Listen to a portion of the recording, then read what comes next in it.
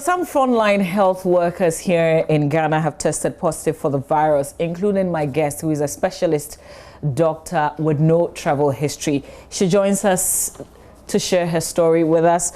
Doc, when we first spoke yesterday, you were not feeling too great. How are you today? Feeling much better, Mama V. We thank God. So how long ago since you were diagnosed of COVID-19? Okay, so I was diagnosed on the 2nd of April. So that's about 25 days ago. Okay. And were you showing symptoms? What exactly were you showing? So about a month ago, I realized that I couldn't smell anything. And so with all the literature, scientific literature around, I decided to get tested, and it came out positive. After the test came out positive, a few days later, I had a bit of a dry cough for a few days, and then some body aches also for a few days. But since then, all that has stopped. Okay. So you're not feeling all the things that you were exhibiting before? No. So the cough is gone, the body ache is all gone, and I can smell again. Great. But you have no travel history. So where do you think you got it from? Well, I think that there's community spread already. I may have gotten it from the community. I may have gotten it from a parent who came into the hospital. It could have been from anywhere. And what was your routine like? Because you were still going out and coming in, and you've got a whole family. Yes. So yes, I mean, when the kids, they stopped the kids from going to school, I think on the 16th of March. So then my daughter was at home. So I wasn't taking her to school then. So my routine then was just from home to work and back home. So that was all I was doing. We were not going to church either because the church services had been banned as well. Did you have fears when you were first tested that you probably would have given it to the children, for instance? Mama V, a lot of fears. So first of all, I had a fear. There was a lot of anxiety about what the test result would show. I was wondering whether it would turn out positive or negative. And if I tested positive, my one fear was, would I have spread the infection to my other colleagues at work? The nurses, the doctors, the ward mates that I had worked with. That was one problem that I had. Then secondly, I have a family at home. So my little girl and then the nanny who works with me, would I have spread the infection to them as well? So these were fears that went through my mind before the results came in. But thankfully, none of those fears turned out real. Yes, so my daughter tested negative. My colleagues at work also all tested negative. And that was a great source of joy to me. Unfortunately, my nanny she tested positive. But thankfully, by God's grace, we are all doing very well. Okay, great. So how are you managing with the situation because you're still at home, the children are there? How does it work on a daily basis? So we've been in quarantine since the 3rd of April. Initially, it was a bit difficult for me because I wasn't, doing the usual routines that I would do.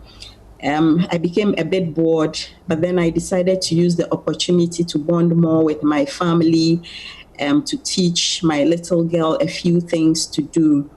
And that has helped us along. We've been schooling at home, teaching her a few house chores here and there, cooking together. And it's been a very good time being at home.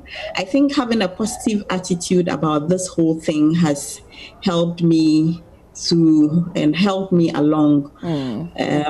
Even though I had my fears, every day came with its own challenges. There were days that I would wake up, have a little issue here and there. For example, if I wasn't coughing before and then I started coughing, then I would start asking myself whether the disease was going to get worse. There were still the fears and the anxieties were all still there. But I decided to have a positive attitude about this whole thing. I told myself that I wanted to live. I wanted to live for my family. And so, yes, that helped me along. Great. So what kind of supports did you receive from friends, colleagues, and family? A lot of support. And I want to use this medium to thank my colleagues at work. They have been so supportive. They would call in every day to check up on me and my family. Some dropped food at my doorstep. I had people who would buy my medications and come and drop at my doorstep. I had people who would call and read Bible verses, just to encourage me. I have had a lot of support from my colleagues at work. My family has been great. I mean, they were just there for me. I must say that I had a lot of support. Yes. Great. Yeah. And I ask you this because not every person gets the kind of support that you describe. Unfortunately, some people tend to stigmatize, and we wanted to use our medium to speak to people. So what would you say, being in the situation that you find yourself in, what would be the message that you want to send across to all of us, really? Yes, Mama V, yes, I've had a lot of support, but then I've also gone through stigmatization. And surprisingly, it came from the hospital. It came from health workers. People telling me that I have come over to where they work and I've spread the infection to them. And that was, I was very sad when I heard them saying things like that. I heard people saying that I had gotten it from my husband because he doesn't live here. He lives in the US. But my husband was here in January. By the first week of February, he had left. So it took about 8 weeks before I developed my symptoms. I don't think I got it from my husband. Why would people want to spread such information about me? I found it very sad that people would say that about me, especially coming from health workers. So I want to use this opportunity to ask everyone to stay away from stigmatization.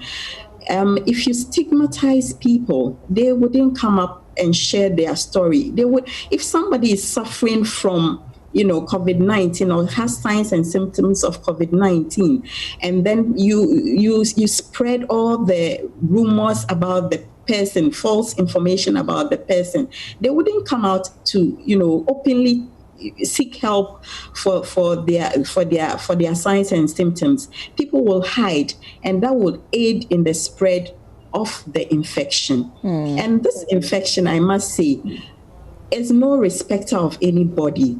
The rich and the poor alike are getting infected. And so we should be open about it.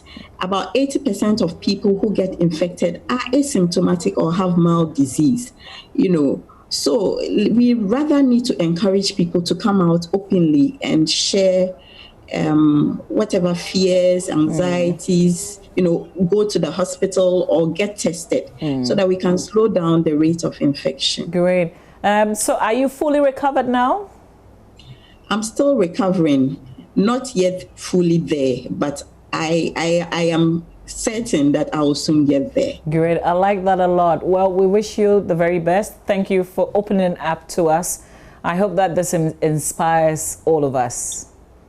Yes, I hope so too. I really hope that we will support the victims or people who are suffering from COVID-19 disease and give them all the necessary help that they need. All right. Yeah. Doc, thank you very much for your time. I wish you well.